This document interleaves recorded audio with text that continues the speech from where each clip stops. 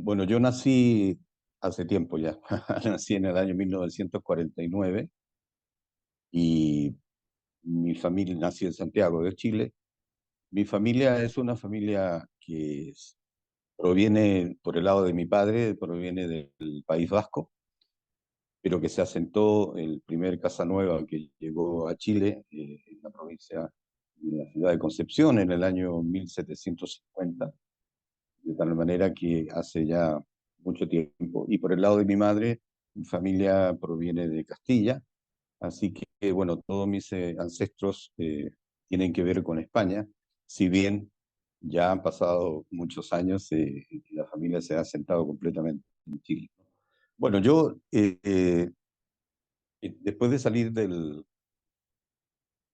liceo, en ese tiempo, era liceo, enseñanza secundaria, eh, me incorporé como profesor de educación básica en el proceso de la reforma educacional de aquellos años, que ampliaba la cobertura de educación en general, y para eso se necesitaban muchos profesores. Entonces llamaron a muchos egresados de enseñanza media y estudiantes universitarios a incorporarse en calidad de profesores interinos en el proceso de la reforma, con una formación que se nos dio acelerada. En ese tiempo incluso en algunos sectores se cuestionó o se festinó un poco esto de incorporar aceleradamente gente joven como profesores a la reforma educacional, y se nos llamó los profesores Marmicoc, que era la marca de una olla a presión que se vendía en ese momento en el mercado. Y entonces, claro, pues, cocía muy rápidamente la comida. Entonces, a los profesores que se los formó aceleradamente para incorporarnos a la reforma, se nos llamó los profesores Marmico. Pero era la única forma que había en ese momento de cubrir, desde el punto de vista docente, la alta demanda que se había producido por la incorporación masiva de niños y de jóvenes a la educación en Chile, por la reforma educacional. Pero yo simultáneamente a eso entré a estudiar en la Escuela de Derecho de la Universidad Católica, y ahí viví mis años de formación fundamental. Si bien yo llegué solamente hasta el cuarto año porque posteriormente salí de Chile en el año 73 y ya no volví a recuperar eso cuando regresé a Chile después de 5 años. Y nuevamente estuve en Chile un par de años solamente, y nuevamente salí del país y me vine a España. Eh, Eso fue muy importante porque en España lo que hice fue incorporarme al proceso de formación que se estaba haciendo de recursos humanos para el ingreso de España en la Unión Europea. Todo el proceso que significaba la incorporación de España a Europa, y fue un proceso negociador muy importante, pero que requeriría también formación académica, formación de recursos humanos que entendieran este proceso, tanto desde el punto de vista técnico como desde el punto de vista político, económico. Yo me incorporé en ese proceso y entonces estudié directamente. Entré, aquí se podía estudiar con 4 años de universidad, que yo sí los tenía cursados, se podía entrar a estudiar un máster, y es lo que hice directamente. De tal manera que eso me marcó muy fuertemente, porque para mí ese fue un proceso fascinante, el de la integración europea y de la incorporación de España dentro de ese proceso. De manera que a partir de entonces mi especialidad fundamental ha sido la integración, la internacionalización de la economía y el proceso mismo en el caso específico de Europa, de globalización, en el cual España, un país que en ese tiempo podríamos decir que era un país similar, en cierto modo, a lo que es hoy Chile.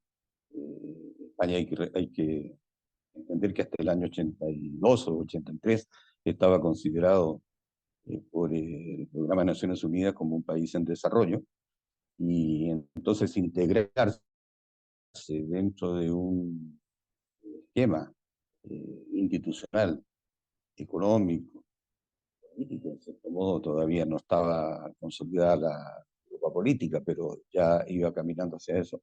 Fue realmente algo muy importante y, como digo, eso me marcó mucho en mi trayectoria posterior, que yo he aplicado sistemáticamente en las responsabilidades que he tenido en Chile. Fundamentalmente ver que no hay un evento específico, pero sí tendríamos que considerar que en ese tiempo, estamos hablando de finales de los años 80, en el caso de Chile, se estaba viviendo un proceso político también muy atractivo y muy interesante, eh, por, por la dinámica que se estaba viviendo del final de la dictadura y de expectativas hacia la recuperación de la democracia. Tenía que ver también ese proceso, en el caso de Chile, con algo muy similar al caso de España, porque cuando España salió de la dictadura franquista, eh, se le abrió un mundo en el terreno internacional y sobre todo específicamente en la Unión Europea, al cual tenía que integrarse, al cual tenía que insertarse. En el caso de Chile, hacia finales de los 90 y de los 80 y a partir del año 90, el proceso que tuvimos que vivir y en el que yo me incorporé unos años después, fui de España a Chile. eh, Chile también tenía en ese momento que vivir un proceso de reinserción internacional, tanto desde el punto de vista político, pero también desde el punto de vista económico y comercial. En ese sentido, esta, es, y además el mundo estaba cambiando también. Se vivía un proceso de globalización reciente, muy dinámico, tanto desde el punto de vista económico, comercial, como desde el punto de vista financiero, de las finanzas internacionales, etcétera. Un proceso muy atractivo que en mi caso entendí como un proceso con un paralelismo muy interesante en cuanto a la incorporación de España dentro del contexto internacional y específicamente de la Unión Europea, y en el caso de Chile, la reinserción internacional de Chile una vez recuperada la democracia. Efectivamente, una vez recuperada la democracia, una de las primeras decisiones que se tomaron en materia de reinserción internacional, tanto desde el punto de vista, como digo, político, como desde el punto de vista económico-comercial, fue acercarse a los grandes eh, grupos comerciales o los grandes actores del comercio internacional, Estados Unidos, la Unión Europea, incluso China. En el caso de la Unión Europea, que era lo más próximo que teníamos, porque la Unión Europea se brindó inmediatamente como un espacio en el cual nosotros podíamos insertarnos para poder fortalecer el proceso económico y comercial de Chile y por lo tanto consolidar asimismo institucionalmente el proceso democrático. Eh, en primer lugar hubo un primer acuerdo el año 90, prácticamente el mismo año 90 que se inició el gobierno de Patricio Aylwin, y se firmó un acuerdo de cooperación que se llamó de tercera generación, que era un primer paso para ir avanzando hacia un acuerdo más integral y más profundo. El segundo paso fue efectivamente lo que usted menciona, es el acuerdo marco de cooperación que firmamos el año 96. Ese fue un acuerdo que se negoció durante 2 años. Yo integré el equipo negociador designado por el Ministerio de Hacienda.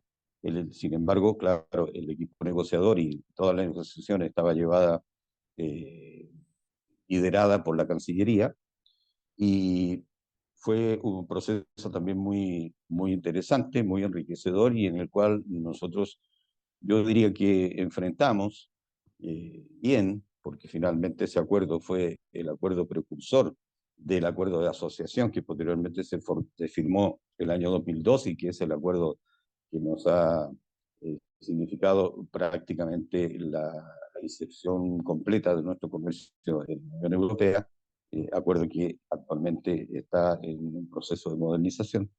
Pero en fin, ese acuerdo del año 96, ¿qué cosas enfrentamos? Enfrentamos fundamentalmente tres, diría yo. Una, que obviamente los equipos negociadores no teníamos una experiencia negociadora, puesto que veníamos asumiendo todos, unos antes, otros después, asumiendo tareas en el gobierno que se inició con Patricio Helmer en el año 94 y que posteriormente, perdón, el año 90 y que posteriormente se inició con Eduardo Frei. El primer, uno de los problemas entonces que teníamos que enfrentar era, claro, una falta de experiencia negociadora a este nivel y en estas ligas mayores con las que teníamos que enfrentarnos. La Unión Europea, un conglomerado eh, consolidado desde el punto de vista económico-comercial, una unión aduanera eh, formado en ese momento de 15 países, que tenían toda una lógica y un sistema negociador que nosotros teníamos que empezar a conocer. Ese fue uno de los primeros desafíos, no diría fundamentalmente dificultades, pero sí diría desafíos. Y para eso fue muy importante contar con el apoyo, sobre todo con la transmisión de algunas experiencias de parte de España mismo y también de parte de México, porque México había hecho una negociación un poco antes que nosotros con la Unión Europea para acuerdos similares y también acuerdos de negociación con Estados Unidos, con Canadá, etcétera, con el NAFTA. Los equipos mexicanos de gran calidad fueron bien importantes para nosotros en cuanto a la transmisión de experiencia de negociaciones económicas internacionales. Eso fue una primera cosa. Lo segundo es que nosotros teníamos un problema claramente de tamaño relativo. Chile, un país, yo no estoy de acuerdo en esto que siempre se dice que Chile es un pequeño país en el fin del mundo, no estoy de acuerdo, hay países en Europa y en otras partes que son bastante más pequeños que nosotros. Nosotros no somos un pequeño país, somos un país medio, pero por supuesto, un país medio como Chile, con una cantidad de habitantes muchísimo inferior a los de habitantes en ese entonces de la Comunidad Europea, también había entonces un problema de simetría, un problema de tamaño, un problema de economía, de escala, etcétera, etcétera. Lo cual, por otro lado, nos facilitaba también las cosas porque Chile no podía parecer un país que fuera a amenazar prácticamente la economía europea si es que se abría el mercado europeo a nuestros productos. En ese momento la negociación nuestra tenía que ver con la preparación del futuro acuerdo de asociación, pero sí se negociaron algunos capítulos interesantes con la Unión Europea. Entonces ese es otro desafío que teníamos que enfrentar. Y, en fin, y una cosa muy puntual que los negociadores de entonces, que yo acompañé en ese proceso, recordarán también, una cosa muy puntual fue que en ese momento la Comisión Europea, que es la que negocia a nombre de todos los países miembros, insistía mucho en que nosotros negociáramos con la Unión Europea en conjunto con el Mercosur, porque también estaban abriendo negociaciones con el Mercosur, o querían abrir negociaciones con el Mercosur. Entonces, se nos insistió mucho en que teníamos nosotros que incorporarnos al Mercosur o negociar en conjunto con el Mercosur a través de lo que se llamaban las pasarelas, es decir, ir conectando los dos procesos negociadores. Y hubo una fuerte insistencia de parte del comisario Marín en ese tiempo que llevaba la negociación y de toda la Comisión Europea en que nosotros teníamos que hacer eso. Y el análisis que hicimos en la Cancillería y que hicimos también en el Ministerio de Hacienda y en general Ministerio de Economía, los ministerios fundamentalmente implicados en esta negociación, condujo a decir que nosotros no queríamos y no estábamos dispuestos y no íbamos a aceptar negociar en conjunto ni tampoco con un sistema de pasarelas con la negociación del Mercosur. Y esto basado en el hecho de que veíamos que el Mercosur iba a tener muchas dificultades en ponerse de acuerdo en un proceso negociador por las disparidades, por las asimetrías internas, etcétera, por los procesos políticos propiamente internos. Y a nosotros no nos iba a convenir, porque además el Mercosur es una unión aduanera que tiene ya se dice que es una unión aduanera imperfecta porque está un poco perforada y tal, pero el Mercosur es una unión aduanera que tiene un arancel común y que tiene una política comercial común de la cual los países no se pueden salir. Y nosotros lo que habíamos hecho era un proceso acelerado de apertura de la economía en términos arancelarios. El arancel consolidado nuestro era bastante inferior al del Mercosur, y incorporarnos a una negociación de esa naturaleza iba a implicar para nosotros claramente tener que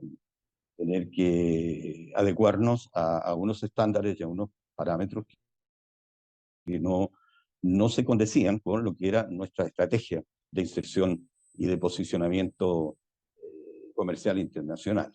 Entonces, el análisis que se hizo fue, vamos, contundente, y se le transmitió eso a la Unión Europea, a la Comunidad Europea en ese tiempo, diciendo, mire, nosotros queremos seguir negociando solos, es decir, este acuerdo que vamos a firmar ahora el año 96 será el acuerdo preparatorio de un futuro acuerdo de asociación, pero que queremos que sea bilateral.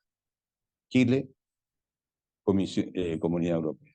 No queremos involucrarnos en otras negociaciones, en fin, sin querer tampoco menospreciar ni ofender, por supuesto, al Mercosur. Y bueno, la, la historia nos dio la razón, porque si vemos, el Mercosur, después de 23 años de negociaciones, todavía no firma un acuerdo con la Unión Europea en un acuerdo de asociación como el que tiene Chile. Y tiene serias dificultades y ahora mismo están en un proceso, después de haber firmado el año 2019, finalmente haber terminado la parte técnica de las negociaciones, pero después de 20 y tantos años, todavía, incluso a partir de entonces, tienen dificultades para llegar a firmar. Si nosotros no hubiésemos asociado a ese proceso negociador, nosotros habríamos perdido la oportunidad de insertarnos en un mercado tan importante para nosotros como el de la Unión Europea. Esas son las tres, eh, yo diría, desafíos y dificultades y que tuvimos que enfrentar en esa negociación del año 96. Bueno, justamente lo que decía, ¿no? Al estar aquí en España, yo a partir del año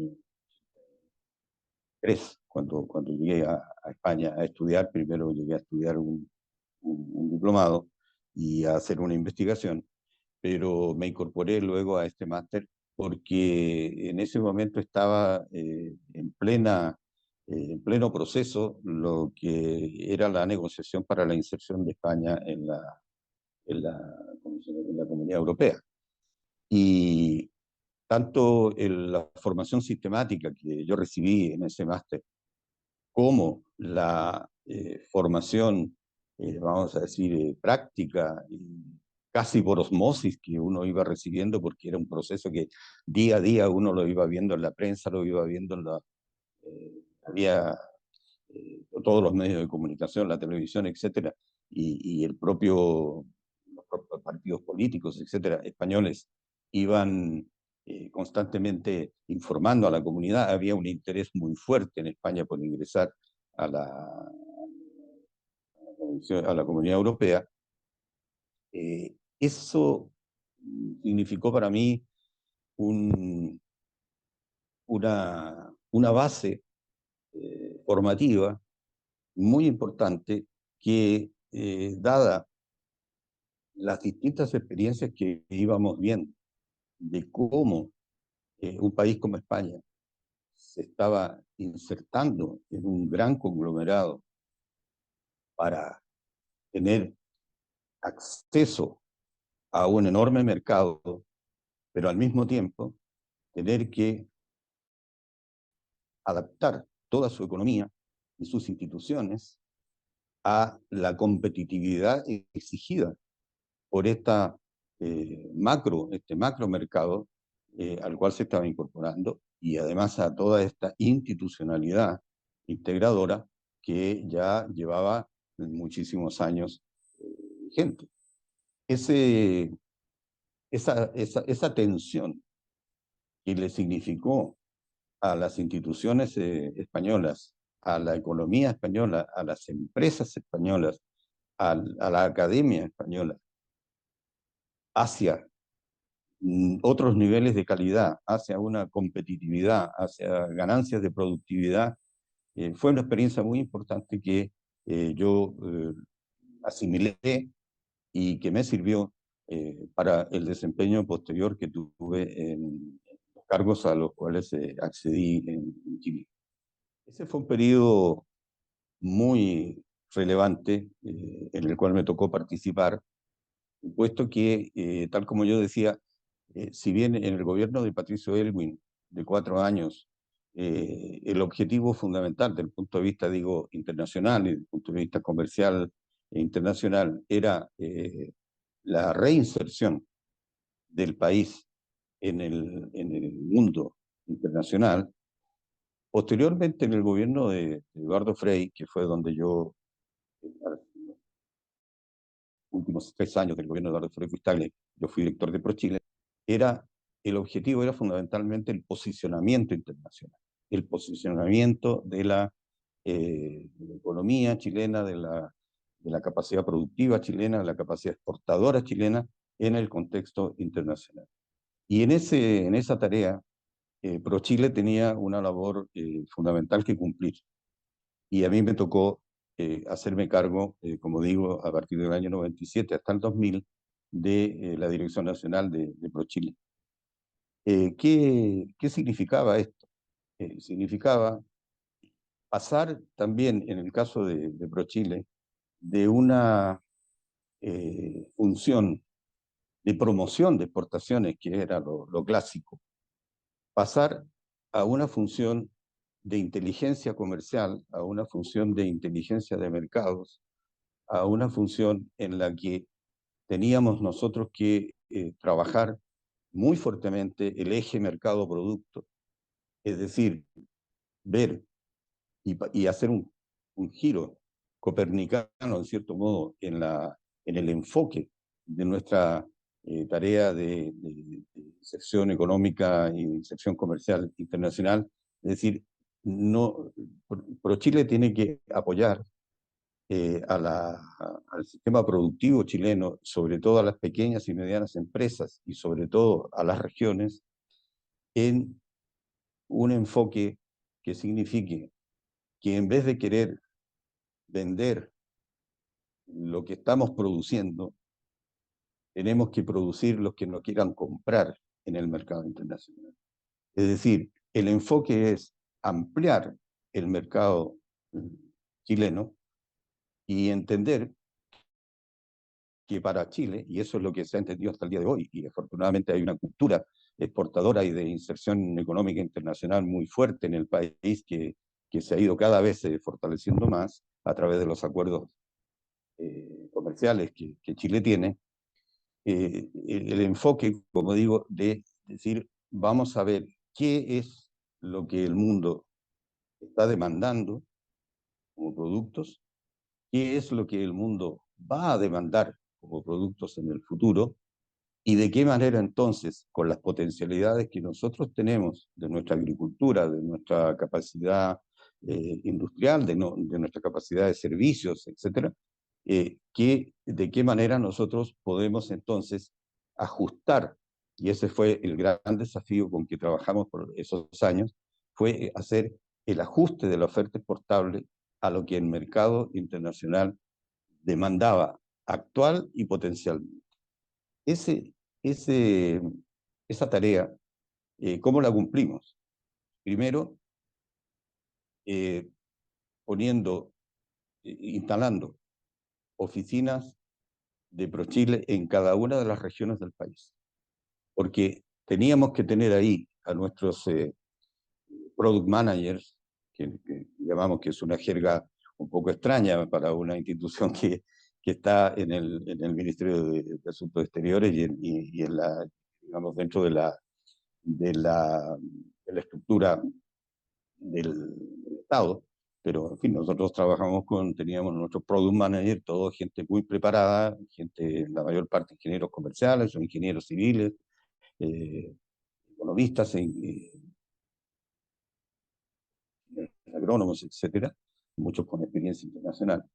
Es decir, bueno, vamos a instalar en todas las regiones del país oficinas de ProChile para que estén cerca de donde se está haciendo el proceso productivo, para poder transmitir a los productores cuáles son cuál es la demanda internacional de productos, cuáles son los requisitos, las condiciones, los factores de competitividad con que hay que trabajar para poder exportar al mundo, y en este caso específicamente lo que fue después a la Unión Europea.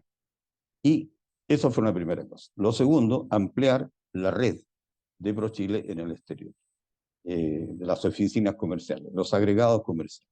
Todos nuestros agregados comerciales, los que había en ese momento y los que fuimos incorporando posteriormente, gente preparada, gente profesional, con experiencia diplomática, pero muchos de ellos aún sin experiencia diplomática, sí con una fuerte experiencia de labor comercial.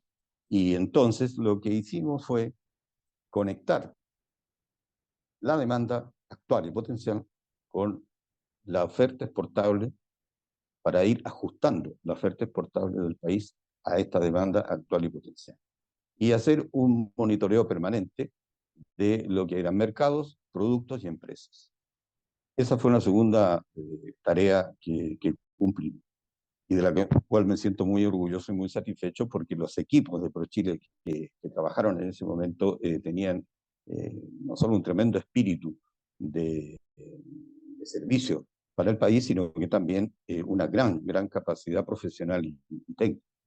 Lo tercero, diría yo, fue eh, la, modificamos, creamos un sistema distinto de asignación de recursos de ProChile a las empresas para que hicieran sus planes de posicionamiento y de exportación. Eh, Transformamos el fondo de promoción de exportaciones de ProChile, lo transformamos en un fondo de promoción concursable.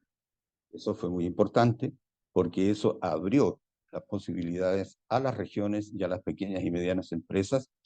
Seguimos, evidentemente, trabajando muy estrechamente con las asociaciones de productores, en fin, Fedefruta, la Asociación de Exportadores, eh, Fruta, con la SEXMA, bueno, por supuesto con SOFOFA, etcétera, etcétera, pero nuestra, nuestro target siempre fue la mediana y la pequeña empresa, eh, para poder internacionalizarla con el apoyo técnico, profesional y también financiero de ProChile a través del fondo.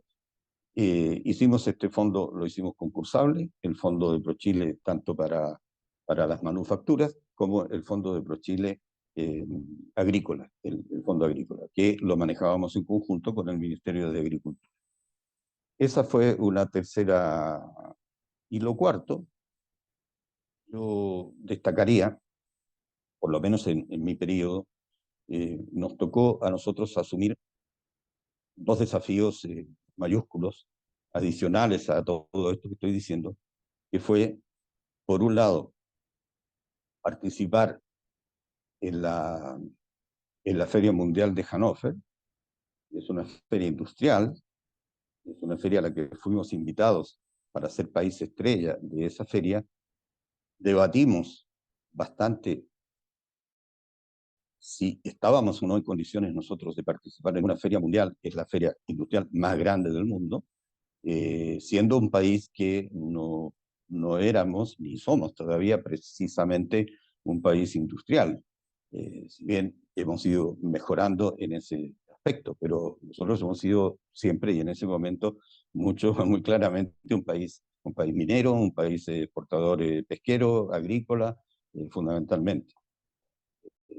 Pero debatimos eso y el presidente, bueno, el ministro y el presidente, en este caso el presidente Frey, finalmente tomó la decisión de decir, vamos a esa feria, mmm, saquemos adelante todo lo que tengamos y lo que podamos hacer y no perdamos la oportunidad de posicionarnos en ese universo, si bien es verdad que nosotros no somos propiamente un país industrial, pero somos un país que tiene mucho que ofrecer de todas maneras a la industria mundial y vamos a ir y vamos a ser un país estrella y vamos a cumplir de la mejor manera posible. Ese fue un gran desafío, fue un proceso que tomó 2 años prácticamente de preparación y fue tremendamente exitoso, eh, tanto desde el punto de vista de público, de visitas, de negocios que se hicieron,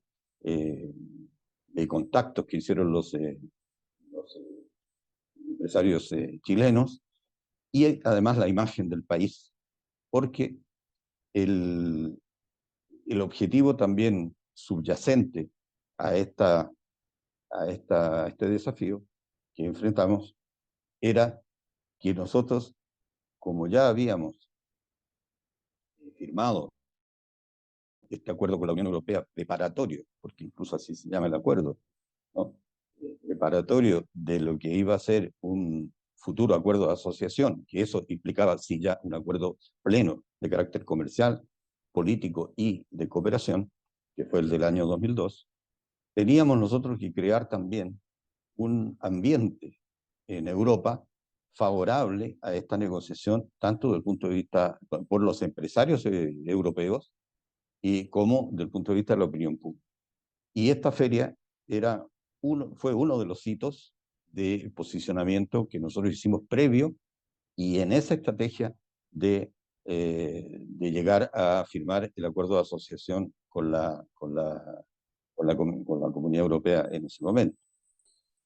Eh, el eslogan que nosotros acuñamos para nuestra participación en la Feria Mundial de Hannover era muy provocativo, provocador, porque el eslogan fue Chile está cerca.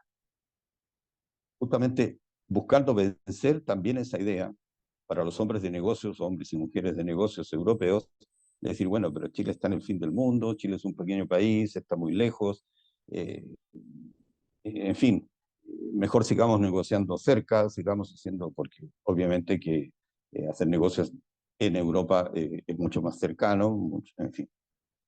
Nosotros teníamos que vencer también esa idea. Primero, de que éramos un país subdesarrollado y que no teníamos mucho que ofrecer, pues lo logramos con nuestra inserción en esa feria, como país estrella.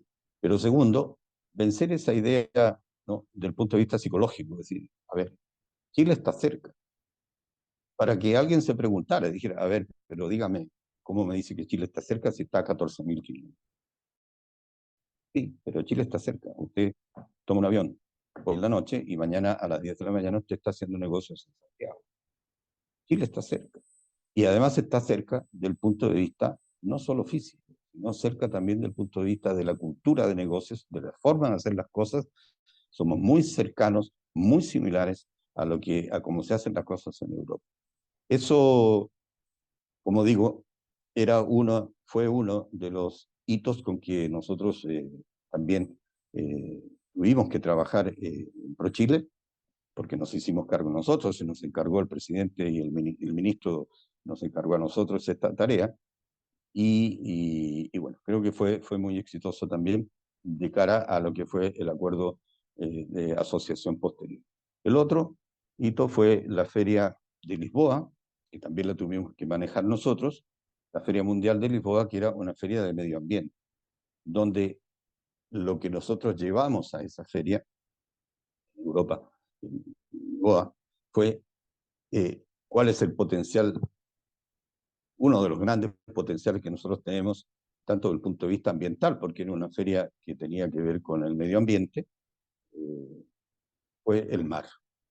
Y nosotros posicionamos fundamentalmente nuestro carácter marítimo, nuestra vocación oceánica, que ha ido consolidándose cada vez más. Nosotros somos el país que tiene mayor, la mayor extensión de áreas marinas protegidas.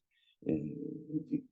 Ese fue otro hito muy importante. Y lo tercero, en esta misma lógica de insertarnos en Europa a través de un acuerdo de asociación pleno, fue que hicimos todo un programa también importante de noticias positivas de Chile en la cadena Euronews durante un periodo prolongado de tiempo en que la cadena Euronews estuvo constantemente pasando algunos programas sobre Chile, pero también transmitiendo noticias positivas, reportajes, etcétera. Así que eso fundamentalmente, reinserción comercial internacional, posicionamiento comercial internacional, eh, ajuste de la oferta exportable a través de la inteligencia de mercados o inteligencia comercial que se sustentó en una estructura de ProChile instalada en todas las regiones del país y una extensión de nuestras oficinas comerciales en el mundo para captar las tendencias de la realidad de los consumidores, de esta nueva realidad además y con nuevos factores de competitividad. Estaba el tema también de competitividad basada en factores fitosanitarios, en factores ecológicos, etcétera. Todo eso había que captar cómo era esto y transmitirlo a través de la oficina de ProChile en las regiones a los productores para ir armando su performance internacional, la internacionalización de las pequeñas y medianas empresas, desarrollo de nuevos productos. Trabajamos muy en contacto en ese tiempo con la Corfo y muy en contacto también con el Ministerio de Economía, con la Dirección de Desarrollo Productivo. Así, hicimos un tándem muy interesante. Esta experiencia es también muy interesante de destacar. Primero decir que la ALADI, la Asociación Latinoamericana de Integración, que es una estructura creada al amparo del Tratado de Montevideo de 1980, el Mercosur pertenece a la ALADI, es un acuerdo dentro de la ALADI. Es un marco institucional para todo lo que es el comercio intra-latinoamericano de 13 países que representan en todo caso estos 13 países, son todos los de América del Sur, más unos países de América Central, bien digo, más Cuba, eh, representa prácticamente el 90% del comercio intra-latinoamericano y el 90% también de la economía de América Latina. Y es una estructura, es una institución que silenciosamente ampara todo lo que es el proceso comercial, como digo, intra-latinoamericano. Eh, tiene muchas características el Tratado de Montevideo que lo hacen un tratado flexible, que permite el ajuste a través de los acuerdos de complementación económica entre las distintas economías de la región. Y yo soy un fan de la LADI, yo creo que no se le saca el partido suficiente. Estamos en América Latina muy preocupados de las diferencias de orden político e ideológico y no nos damos cuenta que ahí tenemos un tremendo instrumento que nos permitiría ponernos de acuerdo en un proceso de inserción económica internacional, comercial, conjunto de toda la región, utilizando los distintos espacios que abre este tratado y que abre la LADI. Pero en fin, yo diría que en este periodo a mí me tocó bueno, ser el embajador de Chile y representante permanente, y en esa condición, dentro de la estructura del ALADI, del Comité de Representantes, eh, los embajadores de los países miembros me nombraron a cargo, me pidieron que me hiciera cargo de dos cosas, ¿no? Uno, algo nuevo, que fue liderado por nosotros, por Chile, y de mucho apoyo en ese sentido del sector privado chileno para ello, liderar el incipiente eh, proceso de digitalización del comercio intrarregional y del comercio electrónico. Estamos hablando del año 2000, 2001, 2002, en que todavía estas cosas, hay que recordar que Internet, por ejemplo, se comenzó a desarrollar realmente a partir del año 2000. Existía, por supuesto, de antes, pero lo que fue la expansión de Internet y la potencialidad de Internet para el comercio internacional, para los negocios, etcétera, prácticamente se empieza a mover a partir del año 2000 en el mundo. En fin, eran cosas nuevas. Entonces me hice cargo de esto para ir creando condiciones entre los países miembros de acercarnos a lo que es la digitalización de la economía, el comercio electrónico, etcétera. Y una de las cosas importantes que logramos impulsar fue la digitalización de los certificados de origen de los productos que se transan en el comercio intra-latinoamericano, porque hasta ese momento, bueno, todavía en algunos casos sigue existiendo, todo era en formato papel, físico, ¿no? Certificados de origen de un determinado producto era en 7, 8, 10, 15 copias físicas que tenían que llevar el conductor del camión que llevaba ese producto desde Brasil a Bolivia o de Bolivia a Chile, etcétera, con grandes dificultades en ese sentido.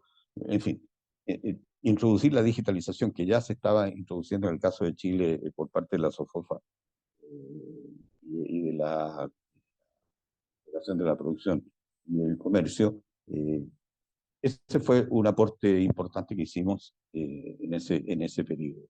El, por otro lado, también en ese lapso de tiempo, eh, me tocó hacerme cargo de lo que es el sistema que tiene la LADI de apoyo a los países de menor desarrollo relativo. En este caso, los países de menor desarrollo relativo considerados en ese momento eran Bolivia, eh, Paraguay y Ecuador. Y entonces, bueno, había que articular una serie de programas de apoyo, asistencia técnica, preparar proyectos, evaluar esos proyectos que presentaban estos países a la LADI para recibir esta asistencia técnica. Y entonces a mí me tocó coordinar también ese sistema. Fue también una cosa muy satisfactoria trabajar tanto con los ministerios como con los productores mismos de Bolivia, de Ecuador, de Paraguay. Y lo tercero, en ese tiempo, claro, estábamos viviendo un intento, como ha ocurrido muchas veces en América Latina, de relanzamiento del proceso de integración. Hemos vivido en América Latina muchas veces relanzamientos del proceso de integración que luego van quedando en la nada o se van creando estructuras nuevas que luego van quedando en el camino. En fin, tenemos un historial en América Latina desde el año 48, que empezaron los primeros intentos de integración hasta la fecha, de intentos frustrados, de cosas que han avanzado, de cosas que no avanzan, en fin, en paralelo a lo que ha sido el proceso europeo, que es una consolidación que está a la vista. Pero en fin, en ese momento, cuando yo me incorporé a la LADI y el Mercosur, había una cierta eh, intención de relanzamiento del proceso de integración. Se habló, por ejemplo, de unir el Mercosur con la Comunidad Andina, hacer un proceso de... Se hablaba de mercurización de América del Sur.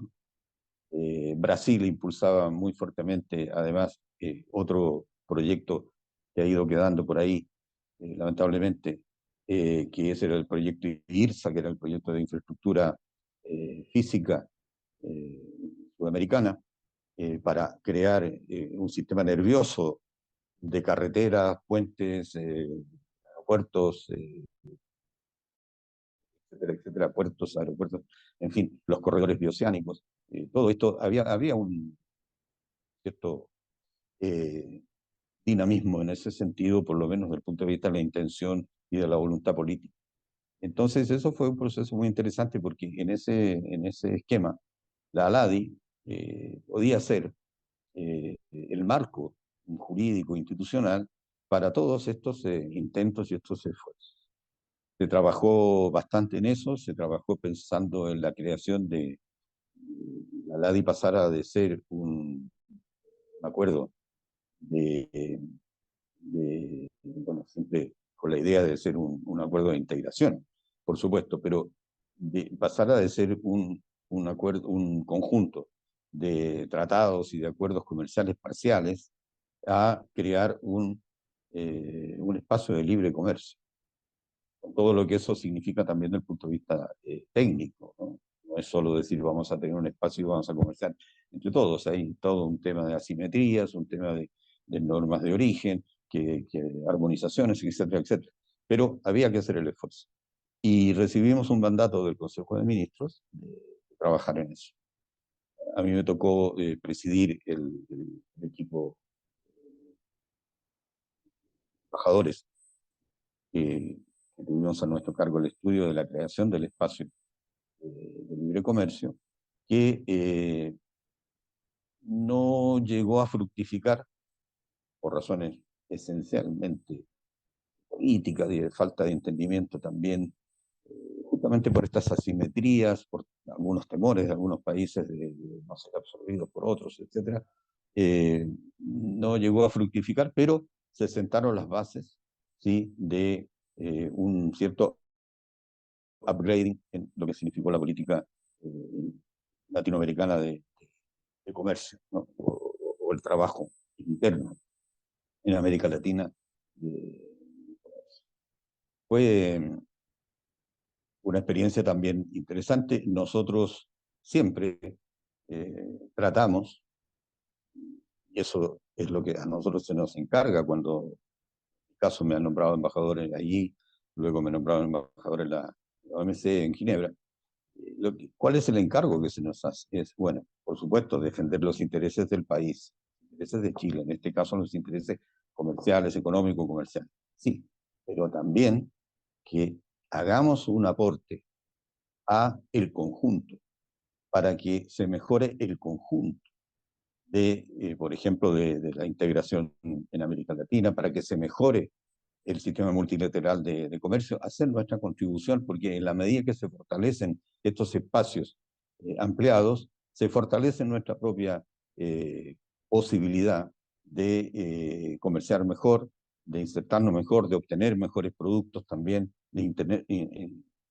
recibir mejores insumos para nuestras industrias, nuestras empresas. Entonces, en el caso de la LADI, estos años en que yo me desempeñé ahí con un equipo muy eficiente también que tenía a mi cargo allí, hicimos estas aportaciones, el aporte de la digitalización del comercio, la digitalización de los certificados de origen, la aportación de mejorar los sistemas de apoyo a los países de menor desarrollo, y aportar también en la conformación de un espacio de libre comercio, sentar las bases de este espacio de libre comercio y lograr también cosas específicas muy importantes, como por ejemplo fortalecer mucho todo lo que fue la logística del comercio latinoamericano a través la creación dentro de la propia LADI de un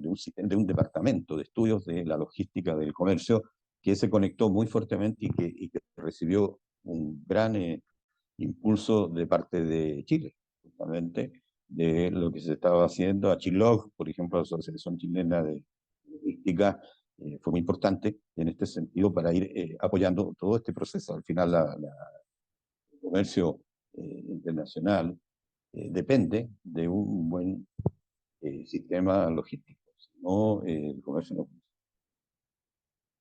El espacio económico latinoamericano en un espacio de libre comercio integrado. Eh, ¿Qué significa eso? Significa que hay un intercambio libre de productos eh, apoyado por todos los sistemas de, de facilitación del comercio y, y la ambición entonces era claramente esa. Lamentablemente se sentaron las bases de eso, se elaboró incluso el protocolo correspondiente para ser aprobado por el Consejo de Ministros, lo cual significaba, si era aprobado, significaba producir un cambio muy importante y un ajuste muy importante de los propios acuerdos ya firmados entre los países de la región, en el marco de la LADI. Eh, Sin embargo, primero las asimetrías muy fuertes.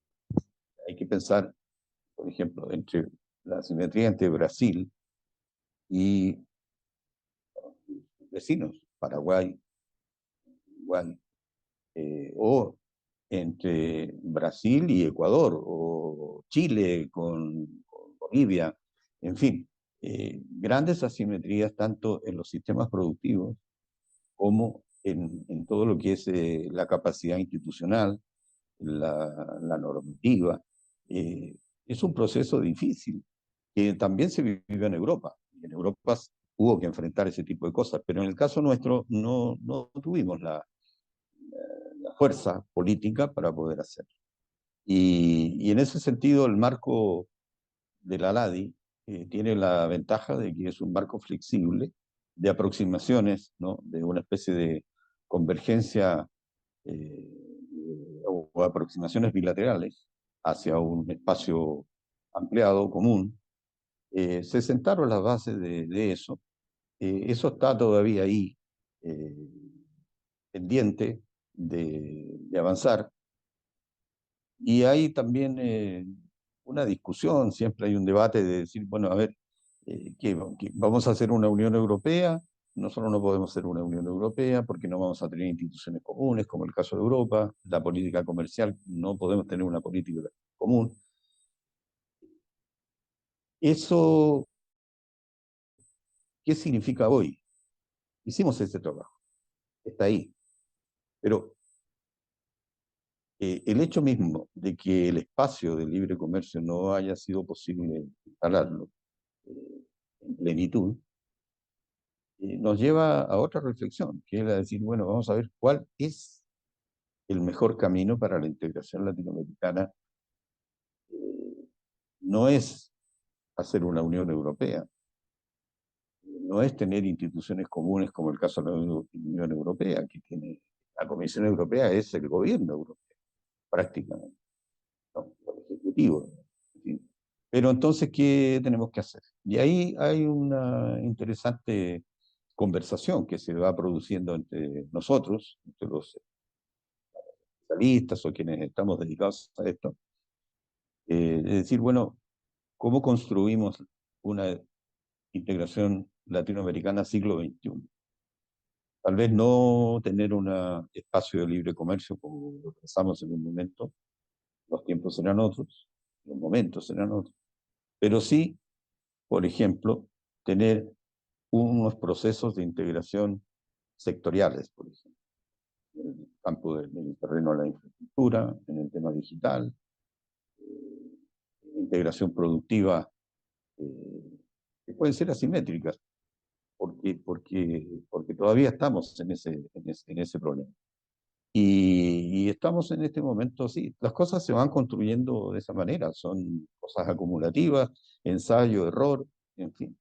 Pero Lo que sí siempre ha habido, ¿no? Algo que muchas veces, claro, se considera un defecto latinoamericano, que es decir, cada cierto tiempo estamos tratando de hacer un proceso de integración y no lo conseguimos. Eh, También uno lo puede mirar de otra manera. Uno puede decir, bueno, es que justamente, está bien, es difícil por todas las razones que tenemos, incluso geográficas. No es lo mismo integrar, en el caso de Europa, un continente que tiene una orografía muy distinta a la de América Latina y un tamaño muy distinto a la de nosotros. Tenemos unas distancias enormes, unas dificultades enormes de conexión, etcétera. En fin, pero entonces decir, vamos a ver, a pesar de que tenemos intentos frustrados, y yo insisto, lo único que permanece es el Tratado de Montevideo y la LADI desde el año 80, fue el reemplazo por el fracaso anterior de la Asociación Latinoamericana de Libre Comercio. Eh, Todos estos intentos lo que demuestran también es que existe la voluntad y la necesidad de hacerlo. Lo que nos falta es cómo instrumentalizar. Y ahí es donde tenemos que, bueno, devanarnos los sesos y buscar las distintas fórmulas. Y una de esas fue la que hicimos en ese momento en AVI con el espacio de libre comercio. Ahora hay que y una reunión, por ejemplo, que hubo hace poco, citada por el presidente Lula, y una de las cosas que se acordaron fue decir, bueno, vamos a encargarle a la LADI que nos haga un estudio a ver cómo podemos avanzar en la integración. Eso lo hemos hecho muchas veces. Estudios ha habido muchos, intentos ha habido muchos, reuniones ha habido muchas, conferencias internacionales, etcétera, y no logramos. Pero el hecho de que se vuelva a reiterar, indica que hay conciencia de la necesidad y también hay una voluntad. Falta la tercera parte, que es la instrumentalización. ¿Cómo lo hacemos?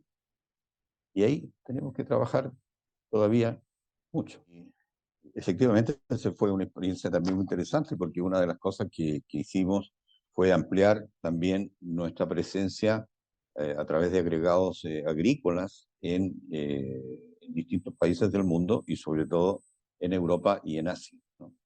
Que son nuestros mercados fundamentales para los productos agrícolas.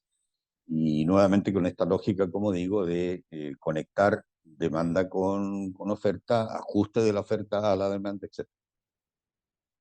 En ese periodo, que fue un corto periodo, en realidad estuve un año en esa función, yo lo que me di cuenta rápidamente es que la fortaleza de la agricultura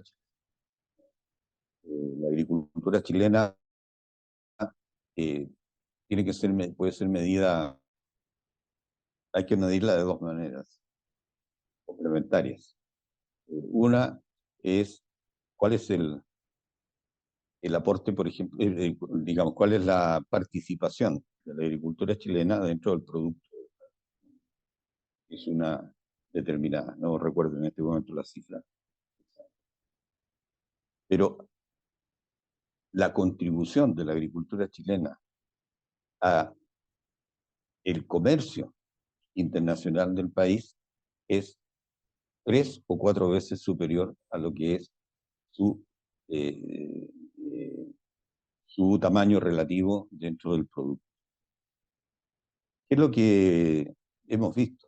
Estamos hablando, además, de hace ya unos cuantos años, ¿verdad? Estamos hablando de 2019 y 2020. No, cuando yo fui, ya se me van olvidando tantas cifras, no, del 2000, sí, de 2009 y, perdón, 2009 y 2010, ese año. ¿Qué es lo que vi yo? Primero, un tremendo dinamismo del sector frutícola, tremendamente competitivo, con capacidades de llegar con los productos, con un tremendo esfuerzo logístico llegar con los productos en buena forma, productos frescos al Asia, por ejemplo, ¿no? A los mercados de China, de Japón, etcétera, que todavía se mantienen y se incrementan. Eh, la modernización de la agricultura chilena impresionante, la capacidad gerencial de los productores y de los ejecutivos de las empresas agrícolas chilenas, incluso no estamos hablando solo de las grandes exportadoras, estamos hablando también del mediano y pequeño productor. Eh, y la impresión que yo tengo, dada esa experiencia, pero también el conocimiento posterior en las otras funciones con respecto a la agricultura chilena, es que el, el, se habla mucho de lo que son los servicios, se habla mucho de lo que son la industria, como, como que eso fuera algo, por decirlo así, en una escala, fuera algo superior a lo que es la agricultura. Yo creo que es un error muy grande verlo de ese modo. La agricultura es un gran puntal de la inserción comercial internacional de Chile. Y si lo vinculamos esto con el acuerdo con la Unión Europea y lo vinculamos esto con el acuerdo comercial con China, por supuesto con Estados Unidos, que también tenemos un acuerdo. Pero en el caso de la Unión Europea es el primer importador mundial de alimentos. Lejos. Primer importador mundial de alimentos. Y nosotros somos una potencia agrícola mundial.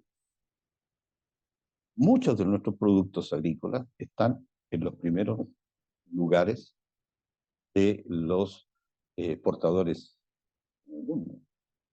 Estados Unidos es un gran importador de alimentos. China es un gran importador de alimentos. Entonces, el futuro de la agricultura chilena, si se sigue en este proceso continuo de modernización, de digitalización, de aprovechamiento de las nuevas tecnologías, la agricultura digital o de precisión, en fin, yo le veo un gran futuro y ahora con la modernización del acuerdo con la Unión Europea, yo creo que tenemos un gran potencial para, para, para beneficio de nuestro país. Bueno, desde el punto de vista de este foro académico permanente, que su foco está puesto en la educación superior, eh, Europa-América Latina es un foro euro-latinoamericano de académicos, cerca de 2000 académicos de ambas regiones, entre ellos rectores, decanos, en fin, pero profesores también, estudiantes. La Erasmus Student Network forma parte de este esfuerzo. En fin, el foco es la educación superior en este caso.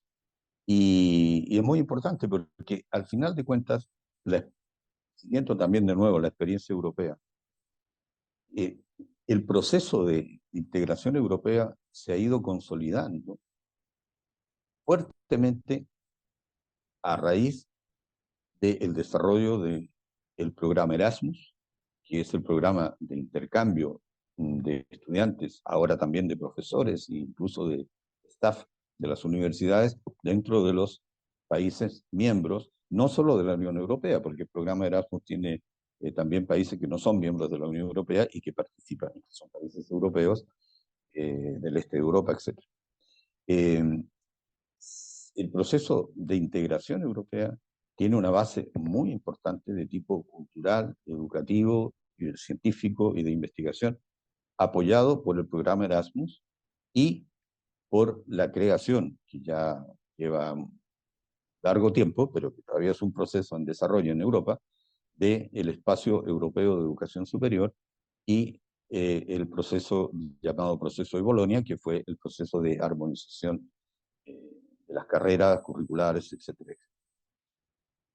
El foro académico permanente, lo que nosotros estamos intentando impulsar incentivando a los gobiernos es que más allá de los intercambios naturales que se producen entre las universidades de Europa y de América Latina a través de sistemas de becas, a sistemas, en fin, distintos sistemas, hay una movilidad interesante, importante.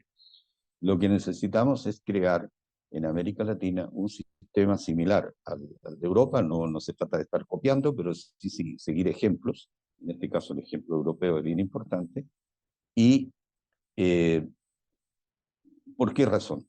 No solo por una razón profesionalizante, que ya es importante, ¿no? Mejorar la capacidad profesional, la investigación, la formación académica, científica, etcétera, de ambos lados, sino que también porque al final de cuentas la educación es la base de la integración.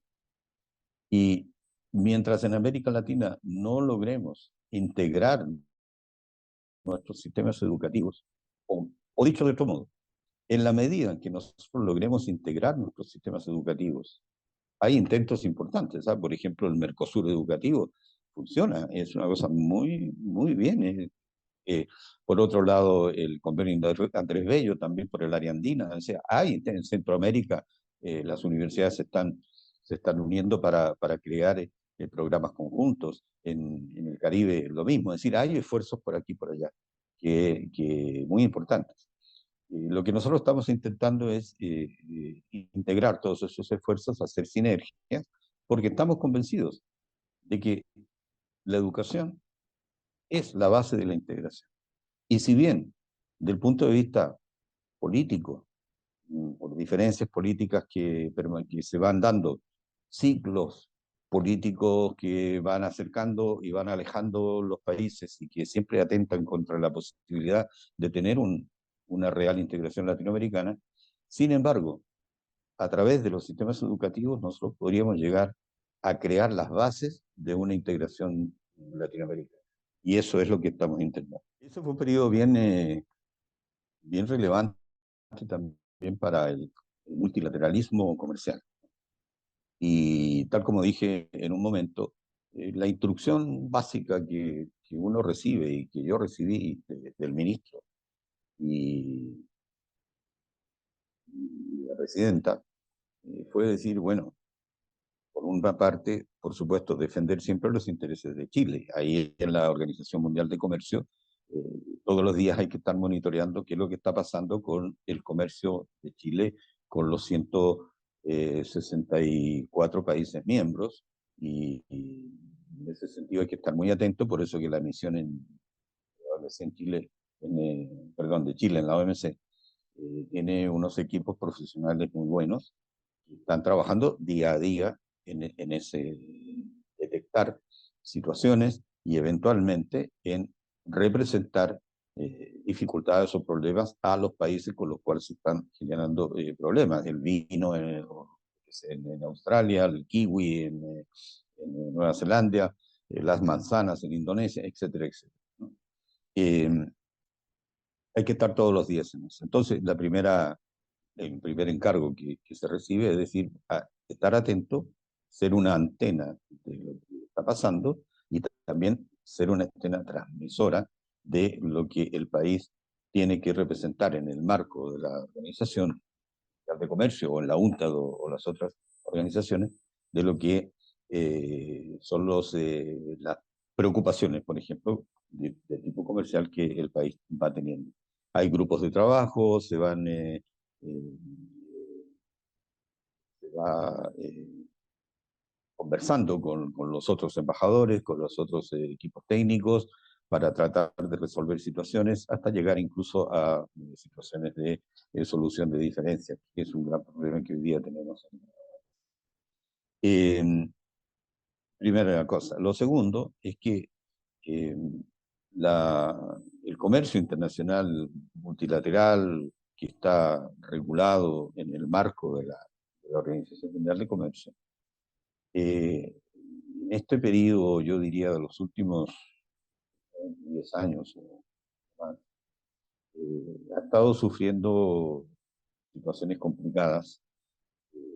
Una de las primeras situaciones complicadas que se ha vivido ha sido, bueno, la integración de China en la Organización Mundial de Comercio, puesto que el sistema comercial de China no es equivalente ni necesariamente compatible con el sistema comercial de los demás países miembros de la OMC. Me refiero al tema de las empresas estatales, al tema de los subsidios, etcétera, que de acuerdo a las normas de la OMC no están permitidos, entonces hay que estar constantemente. Ese es un tema que no se ha logrado resolver todavía el encaje debidamente de lo que significa un sistema comercial como el chino con un sistema que está en el marco del Tratado de Marrakech de la OMC. Por otro lado, el problema también que tuvimos que enfrentar y todavía estamos enfrentando y se está enfrentando es el tema con Estados Unidos, porque al asumir Trump el gobierno norteamericano, eh, hubo una arremetida muy fuerte contra la Organización Mundial de Comercio por parte del gobierno norteamericano. Las instrucciones del presidente Trump eran clarísimas, fueron, por ejemplo, bloquear el sistema que está bloqueado hasta el día de hoy de solución de diferencias, que es prácticamente el corazón de lo que es la Organización Mundial de Comercio, puesto que es el único sistema de defensa que tienen los países más pequeños frente a los países grandes cuando hay abusos de posición, cuando hay en fin, incumplimiento de las normas, subsidios no permitidos, el tema de la pesca es uno de los temas complicados, en fin. Y, y entonces sí, se ha enfrentado, se enfrentó durante el periodo de Trump un congelamiento prácticamente de la participación de Estados Unidos en la OMC, lo cual, por la regla de la unanimidad, significa una paralización.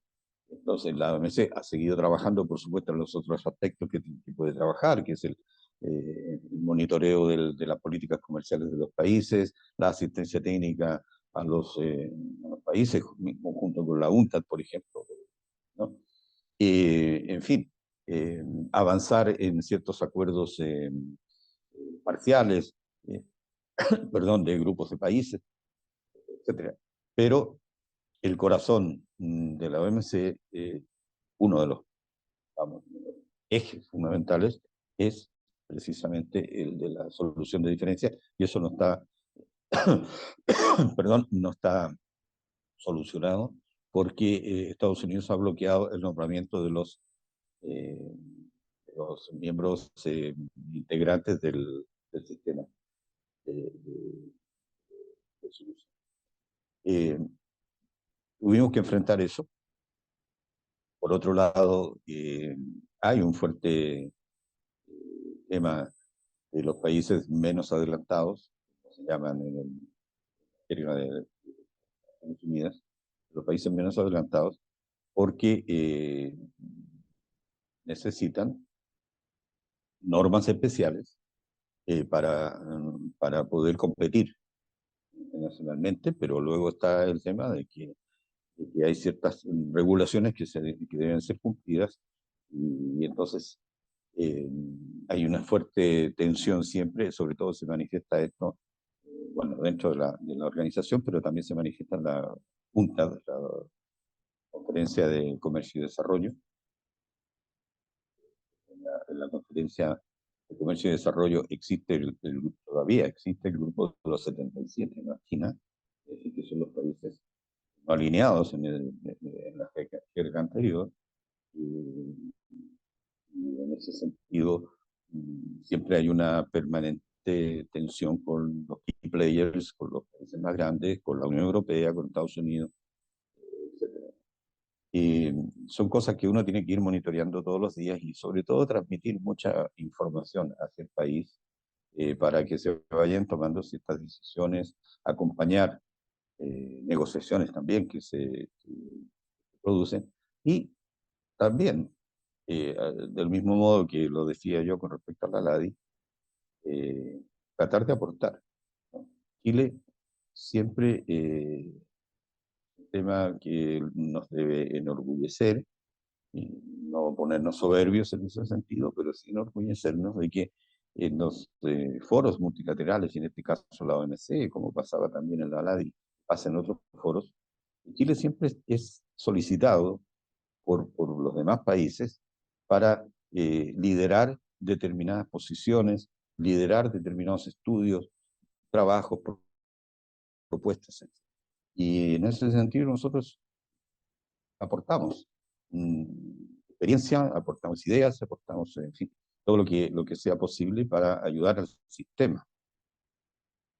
En el caso específico del periodo que me tocó a mí estar, aparte que fui solicitado para dirigir el Consejo de Comercio de Mercancías, que es uno de los, eh, de los órganos base, donde tratamos de volcar ahí experiencia también de Chile en esta materia. Pero yo diría que una de las tareas más relevantes que nos tocó asumir como misión fue crear un sistema de apoyo a la internacionalización de las pequeñas y medianas empresas y su inserción en el comercio internacional en el marco de la OMC. Ese fue un trabajo muy importante, muy interesante que logramos hacer. Logramos instalar un grupo de trabajo que existe hasta el día de hoy, liderarlo nosotros, luego yo me fui, ya lo asumió el embajador de Uruguay, eh, y ese fue una gran aportación. El otro aporte que nosotros hicimos fue también en conjunto con el Centro de Comercio Internacional, a lo que es la incorporación de las mujeres en el sistema de comercio internacional. Que todas las estadísticas indicaban y siguen indicando que la participación es muy inferior a la participación masculina en el sistema.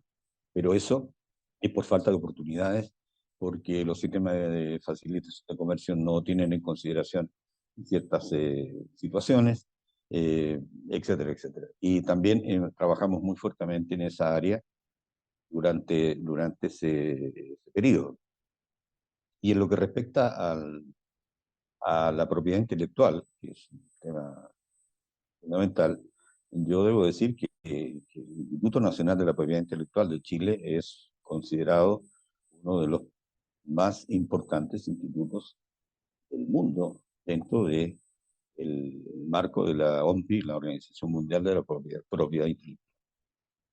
Eh, Ahí nos tocó también actuar, trabajar, liderar el grupo latinoamericano en un momento determinado, y el subdirector era chileno, era eh, Mario Matus, el mejor Mario Matus, y trabajamos muy estrechamente con él en esto, y tuvimos importantes eh, desempeños dentro de la OMPI, y también nos tocó apoyar y finalmente ratificar por parte de Chile el acuerdo de Marrakech eh, la, eh, sobre el acceso a las obras escritas, a los textos, etcétera, por parte de las personas no videntes, por ejemplo. Es un acuerdo que se firmó, un acuerdo internacional, y que nos tocó impulsar la ratificación de ese acuerdo, que ha sido realmente y es un acuerdo muy importante. Eh, en fin, algunas otras cosas más, no, tampoco voy a extenderme en pormenores, pero yo diría que el gran punto con el sistema multilateral de comercio compuesto por estos institutos, digamos, por la Organización Mundial de Comercio, la OMPI, la UNCTAD, el Centro de Comercio Internacional, el gran tema está en que son instituciones que responden a una época distinta a la que estamos viviendo. El entorno digital de la economía internacional y del comercio internacional exigen instrumentos distintos o instrumentos, sí, diferentes a los que tenemos. Por ejemplo, la Organización Mundial de Comercio no tiene incorporado dentro de sus acuerdos el comercio electrónico a estas alturas. Eh, tenemos una moratoria, en fin, pero no está incorporado como tal. Todo lo que es el sistema de, por ejemplo, de blockchain, las cadenas, ¿no? Y el sistema de la aplicación de blockchain al comercio internacional, a los contratos internacionales, no se está siendo estudiado, pero no está incorporado dentro de la OMC. En fin, hay un necesario ayornamiento que no se ha hecho. Veremos qué va a pasar en la próxima conferencia ministerial de la OMC, donde se supone que debería, es una idea mía, ¿no? Entonces, es lo que yo creo, debería eh, originarse allí un mandato de entrar en una ronda de negociaciones para la reforma de la Organización Mundial de Comercio, donde se solucionen todo este tipo de cosas y se solucione también el tema de la solución de diferencias, que está bloqueada, pero no solo eso, sino eso en el contexto de un cambio fundamental de la estructura y de la forma en que trabaja la OMC. Eso es algo que nosotros vivimos, que a mí me tocó vivir allí, lo vi en directo y con las grandes dificultades que entraña el ponerse de acuerdo entre 164 países o economías, ¿no? Hay que pensar que en la OMC no solo hay estados, sino que hay economías. ¿Y por qué decimos economías? Porque, por ejemplo, está Taiwán, o sea, Taipei, ¿no? Que no es reconocido como un estado en estos términos. Está Hong Kong como economía, si bien Hong Kong, ya sabemos, pertenece desde el punto de vista político o en fin, territorial a China. Eh, es muy difícil ponerse de acuerdo, pero se ha ido logrando avanzar y es un sistema que debe ser, como digo, ayornado. Eh, la, las dificultades en realidad son, son siempre las mismas. Eh, países que no cumplen los acuerdos, barreras comerciales que se levantan arbitrariamente y que entonces apenas eso ocurre hay que recurrir a los mecanismos internos, para ir negociando que eso cambie, que se reduzca o que entonces se utilicen los mecanismos de retaliación, por ejemplo, que los acuerdos del sistema permiten, etcétera, etcétera. Eso es una cosa constante. No podría decir específicamente esto. Hubo temas con los kiwis, por ejemplo, con Nueva Zelanda, que hubo que trabajar muy fuertemente y todavía es un tema que está ahí. eh, la competencia que consideramos nosotros desleal, porque la empresa de kiwi de Nueva Zelanda es una empresa del Estado. Eso está prohibido dentro del acuerdo del marco de la OMC, sin embargo, tiene una conformación como empresa privada, entonces siempre estamos con ese tema. Nuestros productores siempre están reclamando sobre esto, nosotros tenemos que responder a nuestros productores, en fin, ese tipo de cosas, ¿no? Igual el tema de la pesca, y también el tema de la... en fin, bueno, los acuerdos no cumplidos de la ronda de Doha, arrastrándose 10 años, y que eran para ampliar y abrir el comercio precisamente a los países menos adelantados. Ese tipo de cosas. Y nosotros, ¿qué es lo que hemos hecho? Es lo que he dicho. Tratar de crear consensos, liderar determinados acuerdos, como hicimos con las pequeñas y medianas empresas, la inserción internacional de las pequeñas y medianas empresas, el tema de la incorporación de la mujer a los sistemas también del comercio internacional, en fin, ese tipo de aportes son los que nosotros como país, que tenemos un tamaño determinado, que tenemos una economía determinada, podemos hacer. Y hacer nuestros buenos oficios, liderar grupos, el grupo latinoamericano, nosotros nos hicimos cargo en un momento de la coordinación del grupo latinoamericano. Eh, eso, esos son los aportes que uno tiene que hacer, pero es bien importante que se sepa bueno, que esté claro por qué nosotros estamos dentro de la OMC, por qué estamos en la OMPI, por qué estamos en la OMPI. Hay 160 y tantos países que están, pero de repente hay gente que se cuestiona también en Chile y en otros lados también, diciendo, bueno, ¿para qué sirve? ¿Para qué están? ¿Para qué gastamos dinero en tener oficinas en Ginebra, funcionarios allí? Y lo que hay que tener claro es que hay que estar ahí primero, porque ahí es donde se sabe lo que está pasando realmente en el comercio internacional. Ahí es donde se detectan las amenazas, ahí es donde se detectan las oportunidades y que se transmiten luego a todas nuestras antenas en el mundo.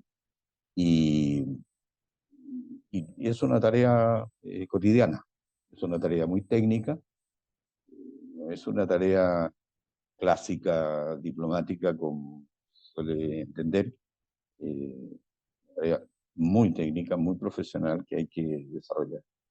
¿Qué es lo que nosotros podemos hacer? Vamos a ver, el desafío que tiene Chile en materia de política comercial y de inserción en el comercio internacional, primero yo diría que es un desafío cotidiano. Hay que estar siempre atento, hay que estar siempre alerta, hay que tener muy afiatados los sistemas de inteligencia comercial, no solo por parte de ProChile, sino en general por parte de también por ejemplo, detectando oportunidades de inversiones, etcétera, etcétera. Y el manejo y la administración de los acuerdos comerciales que tenemos. Tenemos acuerdos que cubren un altísimo porcentaje de la población mundial, mercados a los cuales podemos acceder, pero hay que estar atentos a qué es lo que está pasando en cada uno de esos mercados y esos son los desafíos cotidianos, ¿no? Ahora, un desafío puntual, específico, fundamental, que tiene Chile, pero que no solo Chile, lo tiene América Latina y lo tienen prácticamente todos los países, es insertarse en la nueva economía, en la nueva globalización, en la economía digital, en el entorno digital del comercio y de los negocios internacionales. Eso constituye un desafío mayúsculo porque significa adaptar el aparato del Estado, pero también adaptar a las empresas, adaptar la mentalidad de los negocios a esta nueva realidad, a esta nueva competitividad internacional, al dinamismo y a la velocidad con que se dan estos cambios y cómo utilizar mejor también los instrumentos digitales, la inteligencia artificial, que está cada vez más de moda, ¿no? Pero que ya viene de hace mucho tiempo. Pero, en fin, esto mismo, las cadenas, ¿no? Los blockchain para el comercio. En eso la OMC ha trabajado bastante en los últimos años, tiene unas publicaciones muy importantes al respecto. Eh, el desafío fundamental, como digo, por un lado el desafío es cotidiano, hay que estar atento siempre y adaptarse, y el desafío puntual tiene que ver con la digitalización de la vida y la digitalización del comercio en concreto. Tenemos que ser capaces de adaptarnos, de trabajar en ese entorno de gran dinamismo, como digo. Y en el caso de la Unión Europea, la modernización del acuerdo que hemos llegado, el acuerdo del 2002, que ha sido muy beneficioso para Chile. El comercio de Chile con la Unión Europea creció cerca de un 160 o 170% en los primeros años de aplicación, ¿no? primeros 10 años. Y la estructura del comercio con la Unión Europea también ha variado positivamente para nosotros, ¿no? Más productos transformados, no solamente turismo o pesca, sino también muchos productos. La agricultura, nuestra la agroindustria nuestra ha tenido una importante inserción en Europa gracias a ese acuerdo. Y en ese sentido, que nosotros podemos observar también haciendo los análisis aquí en la universidad y con los estudiantes de posgrado, en fin, es esto. Es decir, a ver, el mundo es otro, asistimos a una nueva globalización, eh, hay desarrollos tecnológicos exponenciales, estamos atónitos ante lo que va pasando con la inteligencia artificial. ¿Qué repercusiones va a tener eso en el comercio, en la economía, en la industria, en la productividad, ganancias de productividad, que es uno de los grandes problemas que tenemos en América Latina, en Chile también, el futuro del trabajo, etcétera? Eso son puntos de análisis en los cuales, bueno, yo puedo decir lo que estamos haciendo aquí, pero desde luego en Chile las universidades están trabajando muy fuerte en eso, está trabajando las OFA, la Confederación de la Producción y el Comercio, la Cámara de Comercio, la Cámara de Construcción, etcétera, tienen sus equipos técnicos trabajando, muy atentos también a esto que va pasando, y diría, hay que aprovechar al máximo el acuerdo con la Unión Europea, porque la Unión Europea, a diferencia de China, de Estados Unidos, cualquier otro acuerdo que tengamos, el acuerdo con la Unión Europea son acuerdos integrales que tienen tres componentes.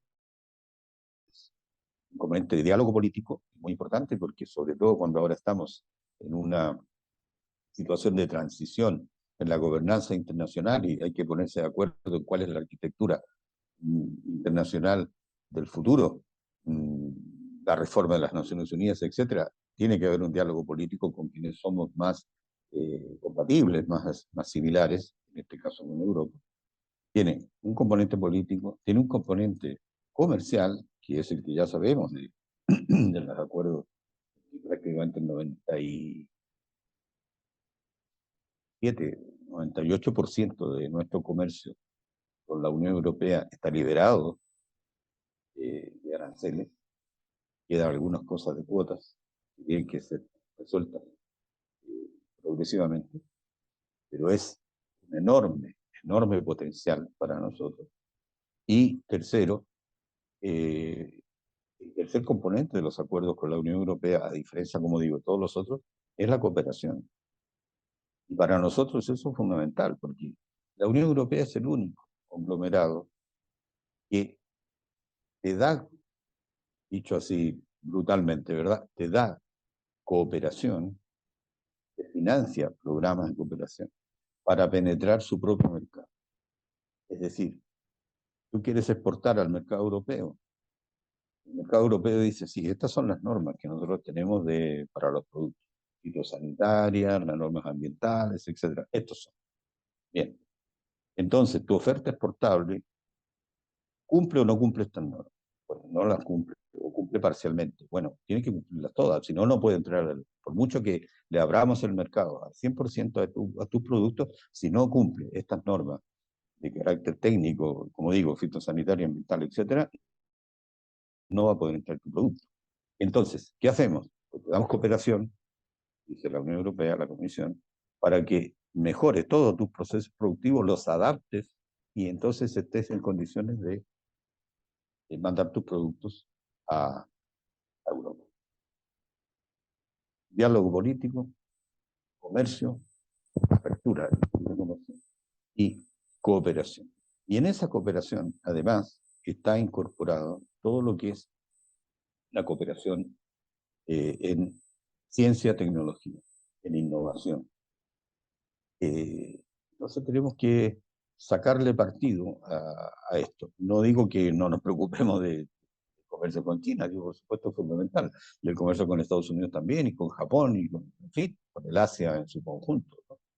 Pero lo que digo es que en el caso de la Unión Europea nosotros tenemos, además de la apertura comercial y de la eh, coincidencia política en lo que respecta a la gobernanza nacional, también obtenemos un flujo de transmisión de conocimientos tecnológicos y capacidades productivas que nos permiten competir en el propio mercado europeo y también en el mercado internacional. El Consejo, sí, chileno de Prospectiva de Estrategia que creamos el año 2014, un grupo de académicos, algunos empresarios,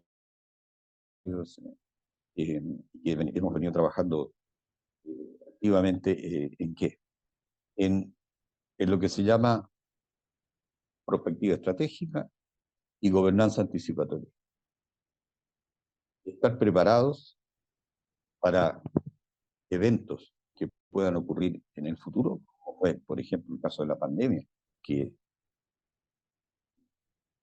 supuestamente pilló a todo el mundo por sorpresa, pero en realidad fue a los que pilló por sorpresa fue a los gestores y a los administradores y a los gobernantes, porque los académicos, los científicos, veníamos diciendo hace 20 años que iba a producirse una pandemia de estas características originada en el sur de China por las costumbres alimentarias, por la zoonosis, que significa el traslado de ciertas patologías de animales a humanos, etcétera, etcétera. Lo veníamos diciendo nosotros, lo venía diciendo universidades, la Universidad de Hong Kong, incluso la OMS, el año 2019, ya había emitido un documento diciendo, mire, ya esto ya es inminente, ya está.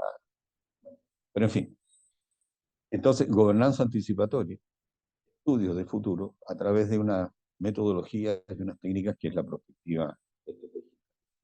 ¿Qué es lo que nosotros estamos haciendo? Bueno, por un lado, formación, con la Universidad de Chile, con otras universidades también, y universidades de fuera de Chile lo mismo, formando personas profesionales que, que adquieran, por un lado, el conocimiento de la metodología prospectiva, pero fundamentalmente que ajuste su visión, su mentalidad a lo que es una visión anticipatoria, de, que se construye mediante el análisis de las tendencias y luego la creación de escenarios posibles y luego la determinación de cuáles son los escenarios a los cuales hay que. Y esto suena muy fácil y muy claro, pero normalmente no se hace porque nuestra mentalidad siempre es fundamentalmente reactiva, es una mentalidad de corto plazo. Pensar en el 2050 a todo el mundo le parece una locura. Está pensando en el 2050 si resulta que todos los problemas que tenemos hoy día tenemos que resolverlos. El tema es que los problemas de hoy no se van a resolver si no tenemos claro cuál va a ser el escenario en el 2050. Estamos trabajando con el Consejo con el Senado, con la Comisión del Futuro del Senado, la Comisión de Desafíos del Futuro. Y una de las tareas fundamentales que bueno, hemos cumplido ha sido eh, presentarle propuestas de crear un sistema de gobernanza anticipatoria y un sistema de prospectiva estratégica. Lo presentamos en su momento a la Convención Constitucional, le presentamos al presidente de la República y últimamente hemos estado trabajando, ya llevamos casi un año, poco menos de un año, trabajando con la Comisión de Desafíos del Futuro del Senado de Chile en por un lado, en un mapeo de lo que hay en el país vinculado a este pensamiento estratégico de futuro, distintos esfuerzos que hay de colegios profesionales, de universidades, algunas regiones, etcétera, hemos logrado unificar eso. Eh, Hemos trabajado también con nuestros equivalentes en Europa, en España concretamente, la Comisión Nacional de Prospectiva y Estrategia, en el caso de Grecia, en el caso de Eslovenia, Francia, etcétera. El Millennium Project, que es un think tank global que trabaja esto desde hace muchísimos años, que nació de la Universidad de Naciones Unidas, y estamos vinculados a ese think tank. Eh, Dentro de América Latina también hay experiencias muy interesantes en Colombia, en México, en Costa Rica, últimamente también en Uruguay, Argentina. En fin, hemos estado trabajando en crear una base, un acervo documental sobre lo que es prospectiva estratégica y gobernanza anticipatoria, por una parte, y con el Senado hemos hecho este trabajo para desembocar en una propuesta de un proyecto de ley de creación de la Agencia Chilena de Futuro Estratégico. Ese es el nombre en principio que hemos encontrado y que, bueno, tendrá que seguir un trámite que corresponde, el Ejecutivo tiene que presentarlo al Parlamento, el Parlamento tiene que discutirlo, etcétera, pero estamos, porque creemos que realmente si Chile no tiene un sistema como hoy día tiene la Unión Europea, hoy día tiene Francia, tiene España, tiene, en fin, Estados Unidos, tienen, y ahora se va a crear por parte de las Naciones Unidas, también al nivel de la Secretaría General, se va a crear un sistema de foresight, es decir, de perspectiva, para anticipar amenazas estratégicas, existenciales, también oportunidades, por supuesto. El tema de la inteligencia artificial, por ejemplo, es un tema que requiere una gobernanza global. En el caso de Chile, estamos trabajando también en eso, los neuroderechos, etcétera, etcétera. Eh, estamos impulsando que nuestro país tenga un dispositivo del Estado que no responda a ciclos políticos, sino que sea un dispositivo permanente eh, de anticipación, que oriente las políticas públicas del presente, sobre la base de escenarios de futuro posible que se crean mediante esta metodología.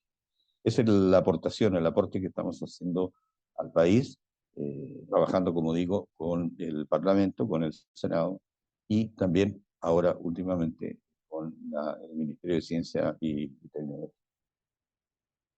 Yo diría que en, en este campo, pero como en todos los campos y en la vida misma, uno tiene que tener primero una, una fuerte curiosidad intelectual, estar pendiente, atento a lo que va pasando, ser capaz de analizar lo que podría pasar y determinar qué es lo que uno podría hacer con respecto a eso.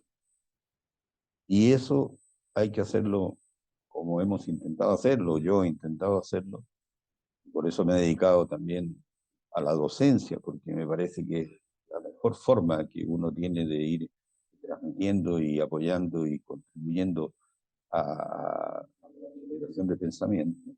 Eso hay que hacerlo de manera colectiva, de manera solidaria, comunitaria. Eso es lo que hay que hacer si alguien quiere saber cómo avanzar en el mundo, cómo mejorar las cosas, tiene que hacerlo así. Curiosidad intelectual, inquietud intelectual, estudiar y asociarse con otras personas que vayan pensando lo mismo y para ir generando productos intelectuales que ayuden a que las cosas vayan mejor.